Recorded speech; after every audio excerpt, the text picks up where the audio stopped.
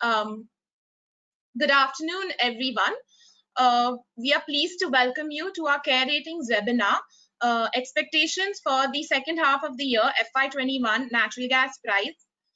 Join with me today is my colleague, Mr. Nitish Ranjan. He is from the Delhi office. He is the Senior Manager and the Sector Specialist for the oil and gas companies which we rate in Care Ratings. I will be joining him with, I also will be a part of this webinar. My name is Urvisha Jagaset. I'm a research analyst and I'm based from the Mumbai office. We thank you for your time. This webinar will be in the form of a presentation. You will be, at the end of the presentation, you can please key in your questions in the key slot provided and we will be answering it then. Thank you. We will now begin with the proceedings. In this webinar, we will mainly be focusing on the pricing aspect of natural gas. But before we get to the main topic, I would like to provide a brief primer on the natural gas market, demand-supply market in the Indian markets. Natural gas satisfies most of the fuel requirements of the industrial-based society, being efficient, economical, and non-polluting in nature. Given the uncertainties and volatility in crude oil prices and supply, natural gas has emerged as one of the major fuels in the energy basket. The government of India is also working towards converting India to a gas-based economy. At the moment, natural gas occupies 6.2% of the total Indian energy consumption.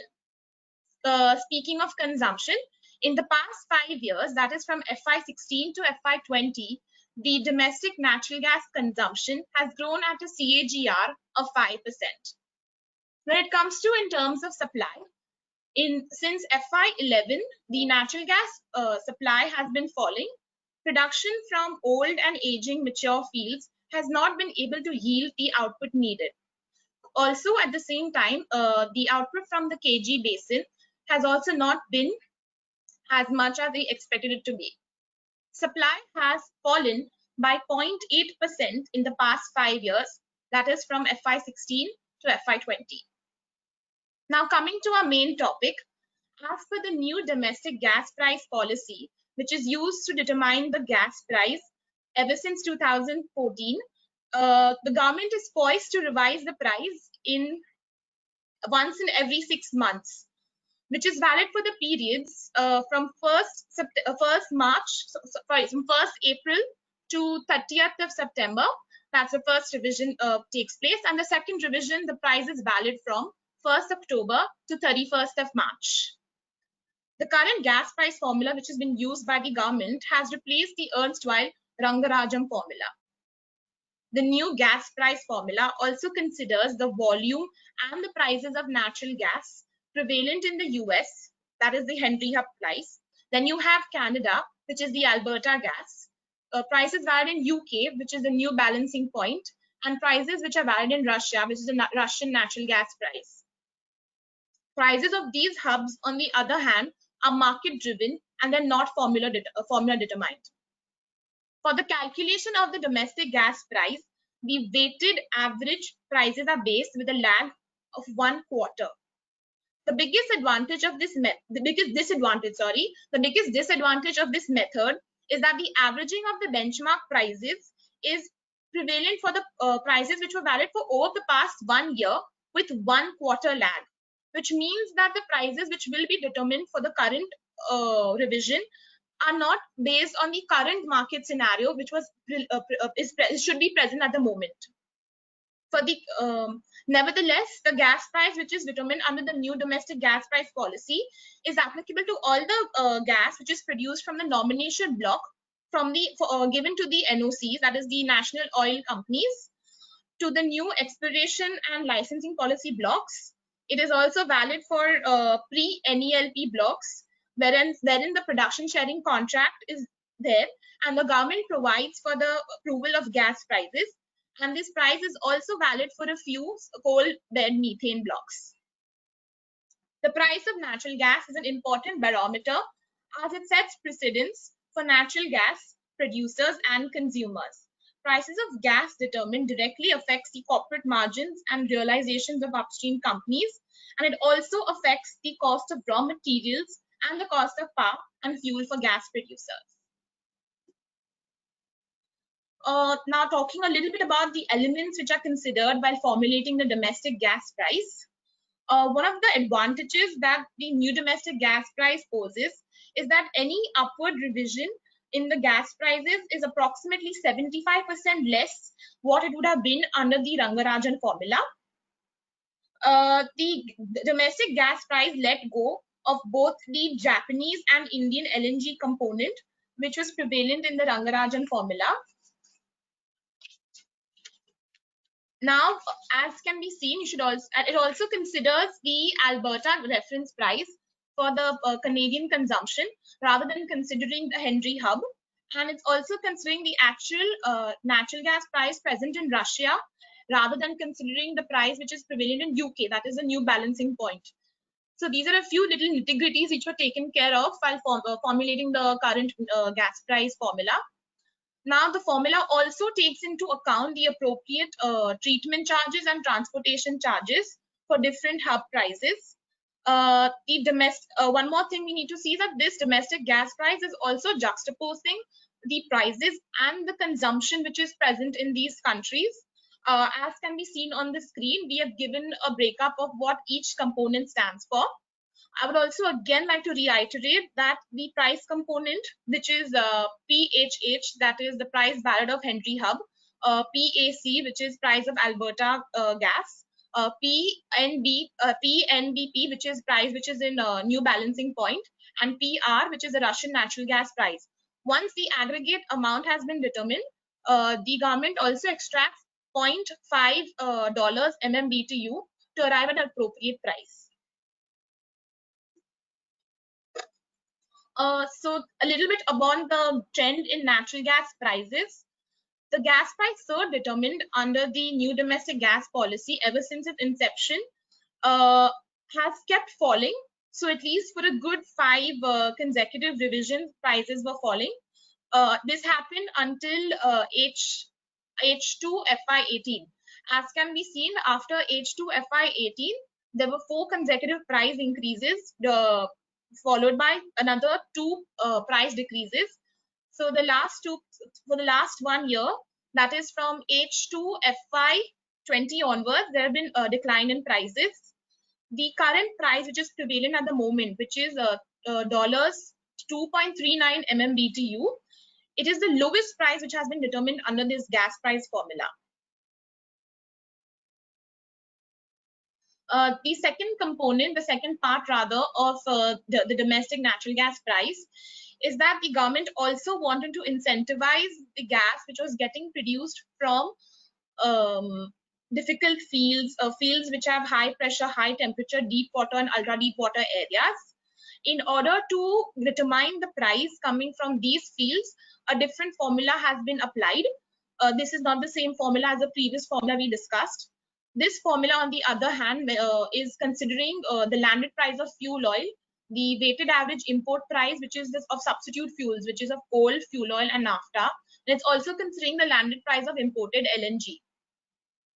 This price basically means that the producers have a maximum amount or ceiling limit till which they can charge for the gas which are produced from these difficult fields.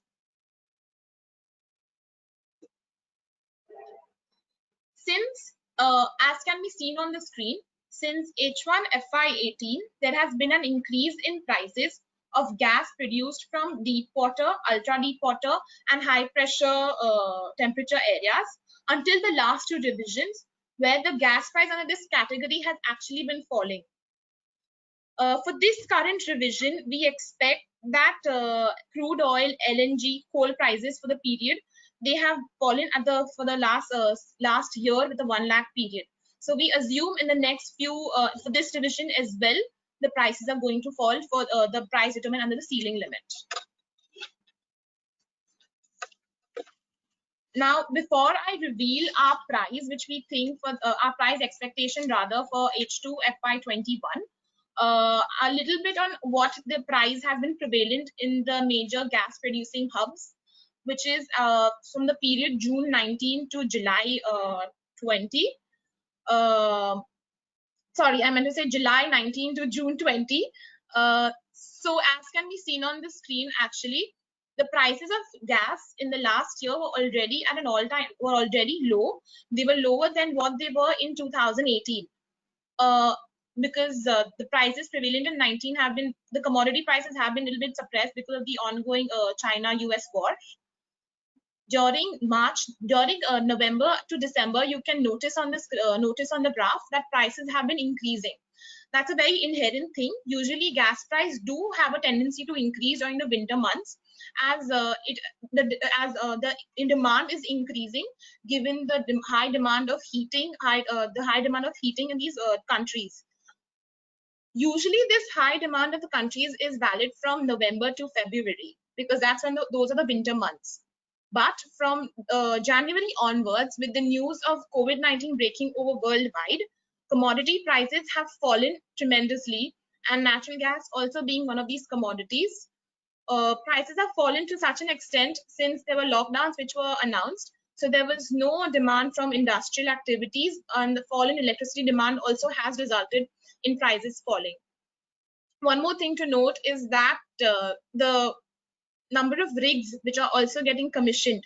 Rigs getting commissioned is also a good barometer which is used for supply demand and for price determination.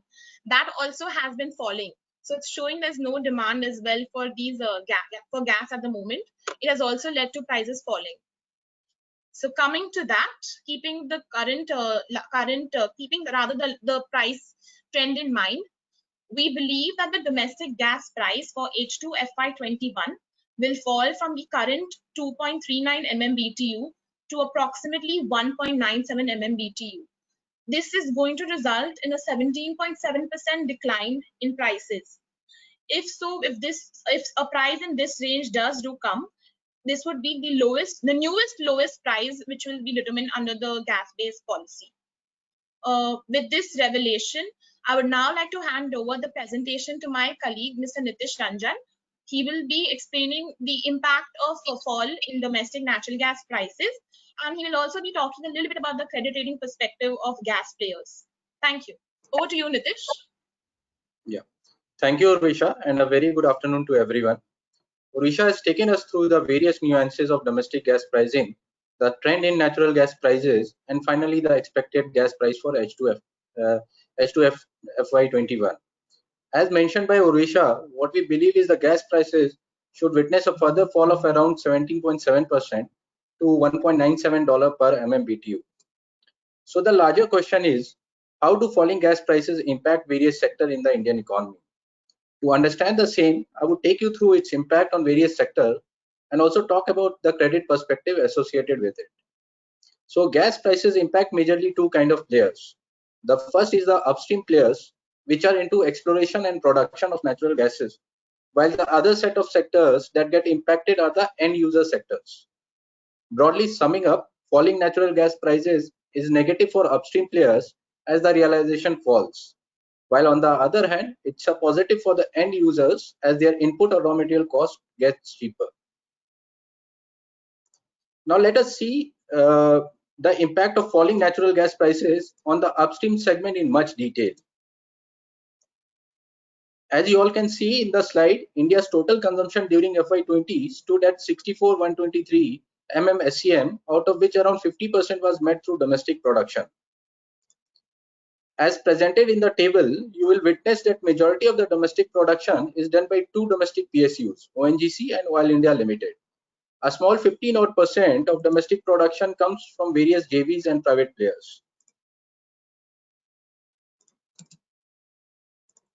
All these domestic gas producers are likely to get adversely impacted with a fall in natural gas pricing.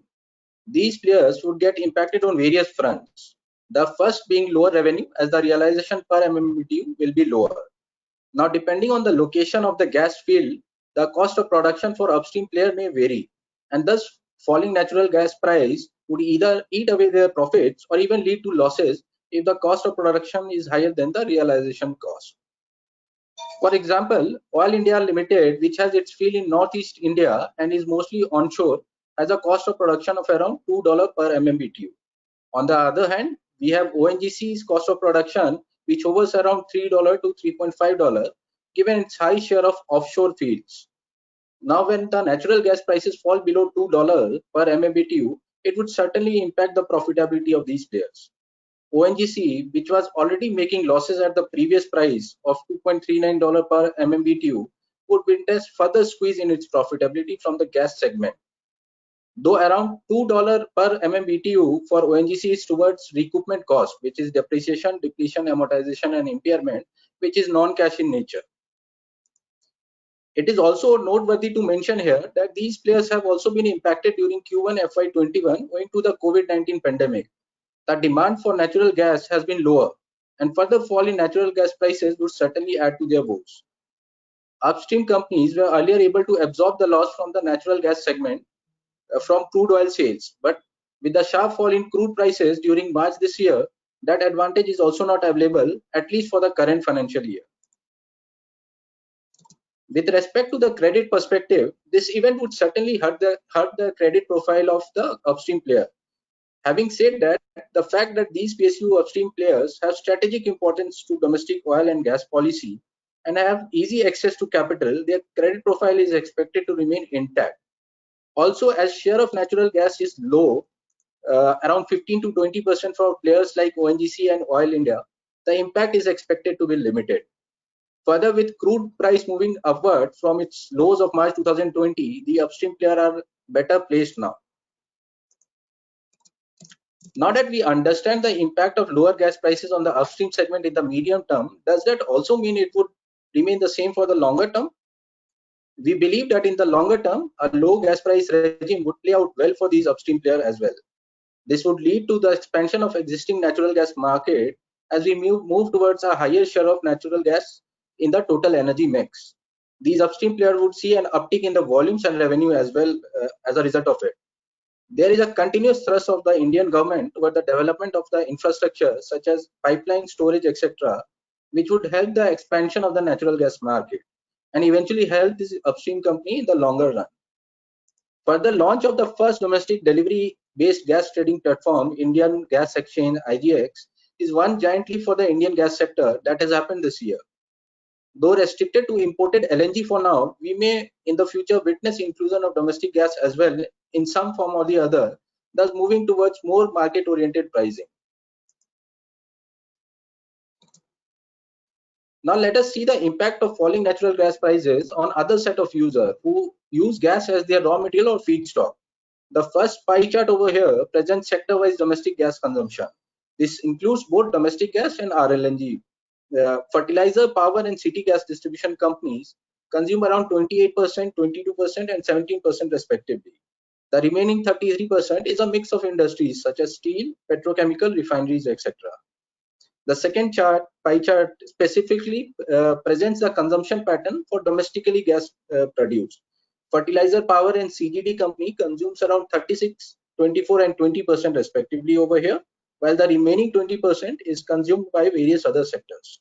The fall in natural gas prices will positively impact these sectors as they will witness a fall in their input cost. Now let us see the impact of falling natural gas prices on the city gas distribution sector in specific. CGD sector has witnessed healthy growth in recent years. Post 9th and 10th bidding round, the total number of geographical areas has increased from 92 to 228, and the population coverage from 20% to around 70%, which has helped in customer penetration as well. With an estimated investment of around 1,20,000 crore in CGD sector, the newly authorized GAs will become operational in next 5 years and add to the significant gas volume in the domestic CGD sector.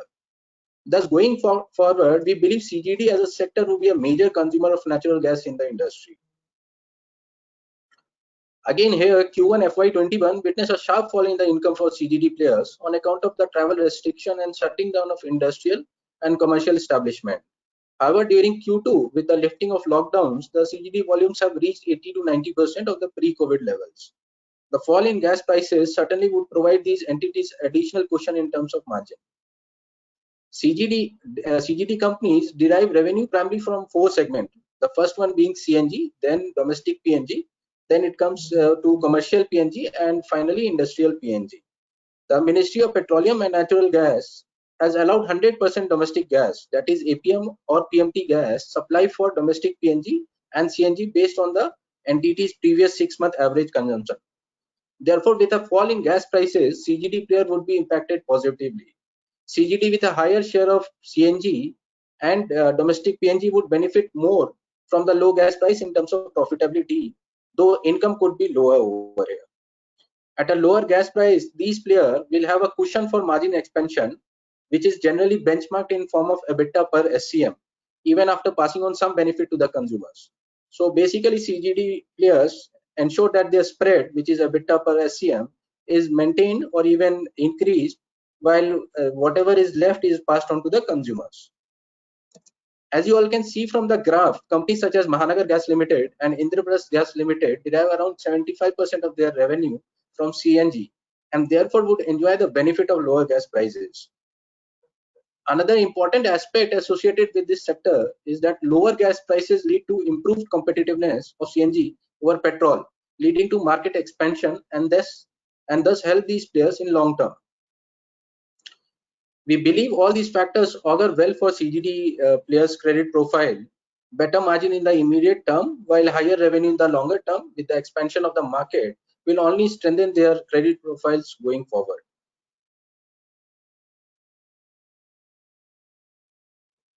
Now let us see the impact of falling natural gas prices on other end user sectors such as power, fertilizer and petrochemical, etc.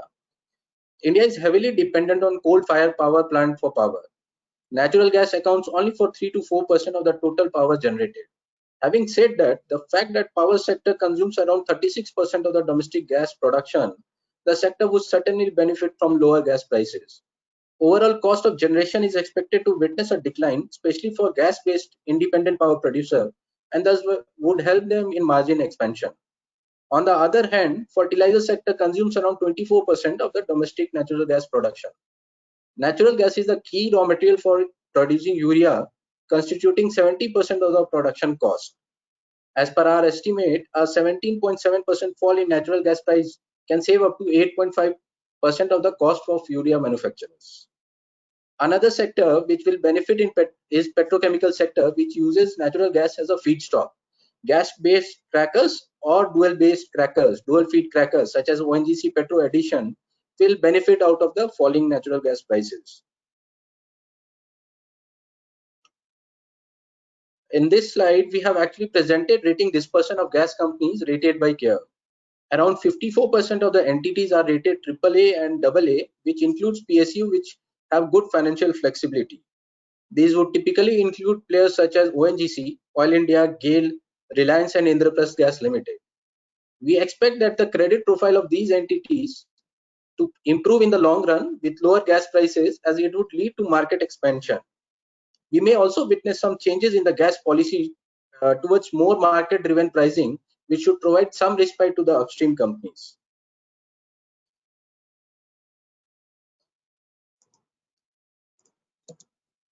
Dear all, That's all we've from come my to the end, we've come to the end of our presentation.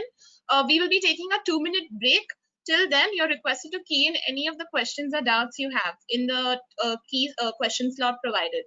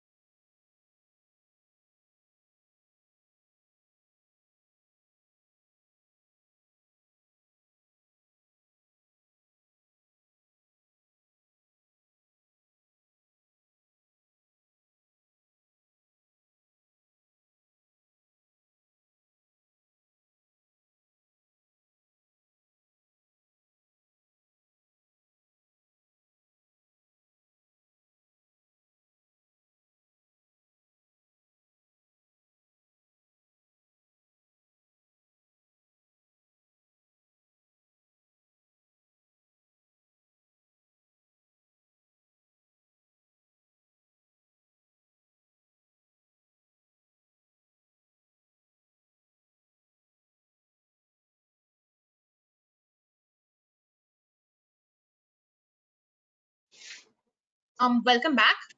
We have a question that says there are news articles about market freedom revising pricing on mechanism. So what are our views on the same? So honestly, I think that would be a good thing if if pricing of natural gas does happen on market on the market forces, because at the moment the price which is is prevailing, which would rather be determined. So now let's put this in one perspective. This price will be valid for the next 6 months, which is from 1st of October 2020 to 31st of March 2021. Now, the mechanism for determining this price is considering the weighted average price which was prevalent in July 2019 to June 2020. So it is literally a huge gap which is coming into place. So the macros of the gas price which were prevalent at that point of time is now getting reflected in the price. So there is quite a mismatch going on as per what the global market price should be versus what the domestic price is. So in a way, it would be a good thing if the government does move towards market pricing. This will happen over time. Like Nitish mentioned, the first LNG price is now getting market driven, and probably over time, even domestic gas price will be market driven. So it would be a good move.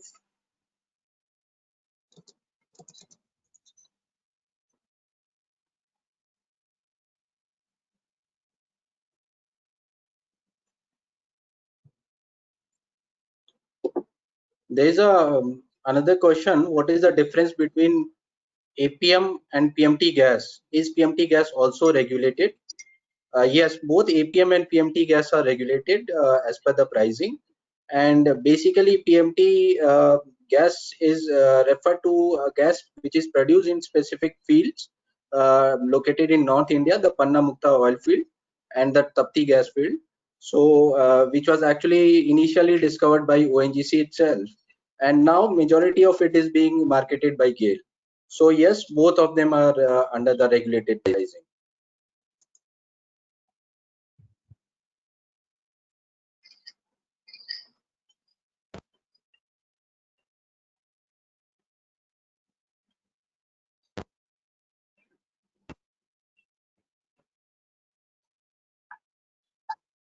We have another question which says, you talked about the benefits of low gas price to end consumer. What about its long-term impact on reducing share of domestic gas in total consumption? Actually, on the contrary, if the prices of gas are low, it would in a way lead to increase in consumption, because it is helping out in the margins where gas is either used as a feedstock or it is used as a fuel. Secondly, what happens is that in the long term, now with CGD companies, bidding rounds coming into place, with more geographical areas getting covered under CGD, that means you're having your PNG and you're having your CNG stations. So it is trying to make sure at least the urban areas for now is getting covered under natural gas, which would be far more economical as well. What happens is that in comparison to LPG, PNG is at least a good 20% cheaper, and even in terms of CNG, it's a good 16 to 20% cheaper. So in a way, the low price of gas will lead to an increase in consumption in the market share. On the other hand.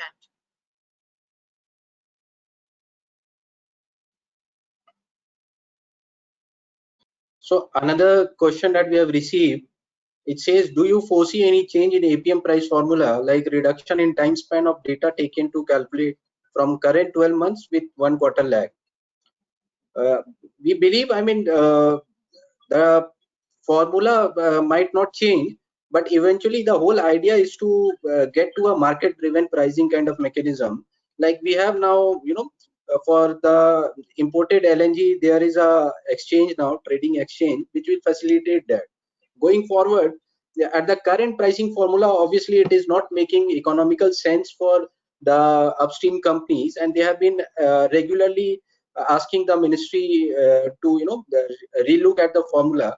But we may see some changes in the new gas policy that should take care of all these formula driven things.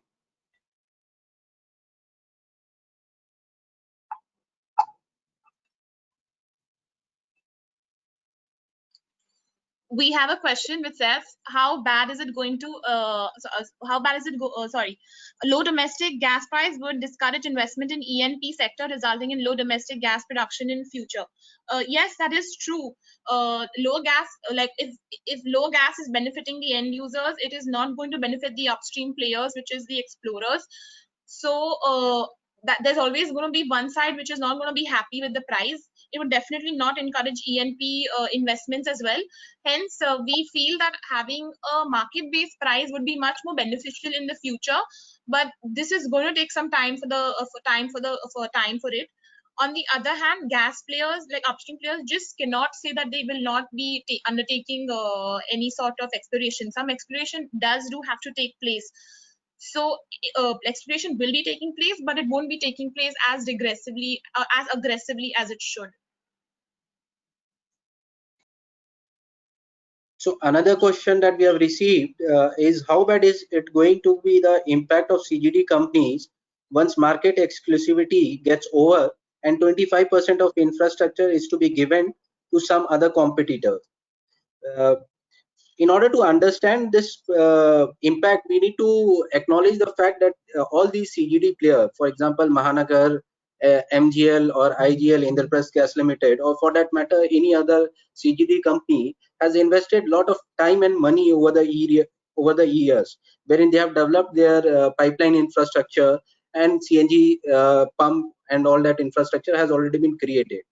So of course, this particular change in the policy will make some dent in the business profile, but not in immediate term, what we believe. It will be very difficult for any new entrant to come into particular city and again, get that kind of uh, customer base. So mostly, I think in terms of domestic PNG, it would be really difficult because the penetration is already there. It would only happen in case of industrial or commercial PNG. We have another question which says, what is the viability of new investments in gas fields? What is the price of gas to break even? How will Indian production support CGD growth? So these are two questions. In retrospect to your first question, new investments in the gas fields would be if it's coming towards HELP fields, that is the hydrocarbon exploration licensing policy. There, this gas price is not valid. As I mentioned earlier, this is valid for pre-NELP blocks, NELP blocks, and a few of CMD blocks, and where government approval of pricing is needed. So if the new investment is coming towards these new gas fields, out there the price will not be valid. It will be a price which is determined by the government, and with the market pricing freedom which is actually given to these producers, and with the government coming into place. How will Indian production support CGD growth? So as Nitish mentioned earlier, a large part of the domestic gas production is actually going into CGD, is allocated towards the CGD sector. So they will benefit. They will benefit more from it because they don't have to rely too much on LNG, that is the imports. And the break-even price point of view also, it really is dependent on field to fields, and it also depends on the price which those new gas fields will be coming across with.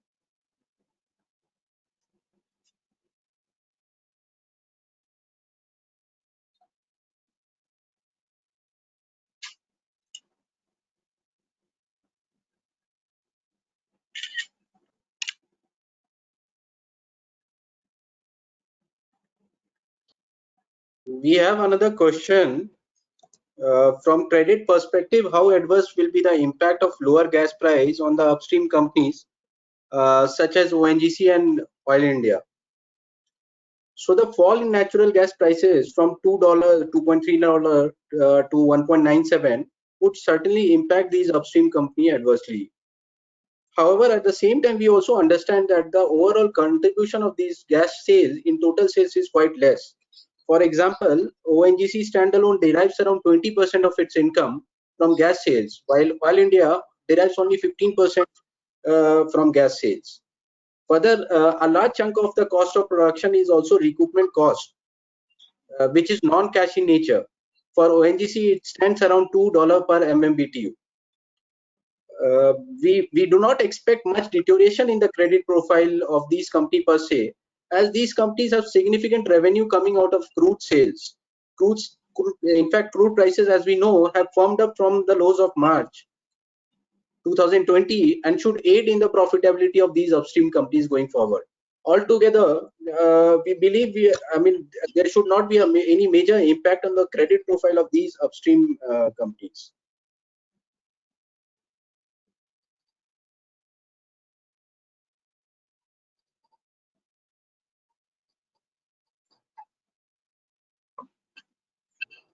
We have a last question we'll be taking for the day.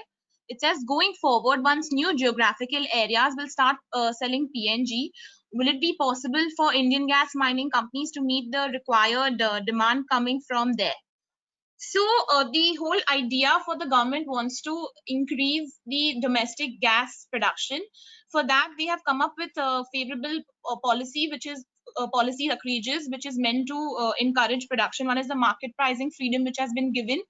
And secondly, they have trying to get foreign players to also invest in these gas fields, which are to be yet discovered.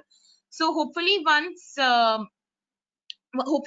these investments do come into place and there is more more drilling activity happening, then if possible, then we might be able to have some sort of more domestic demand.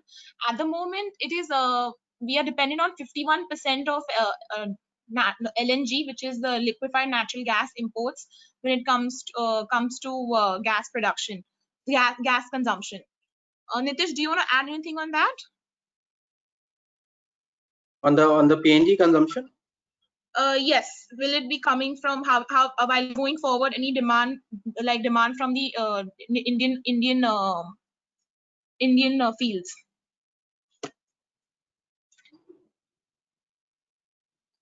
I believe depending on the demand scenario, we are already at a very low level of say 6 to 7% of the total energy mix, and the whole idea is to move towards 15% odd.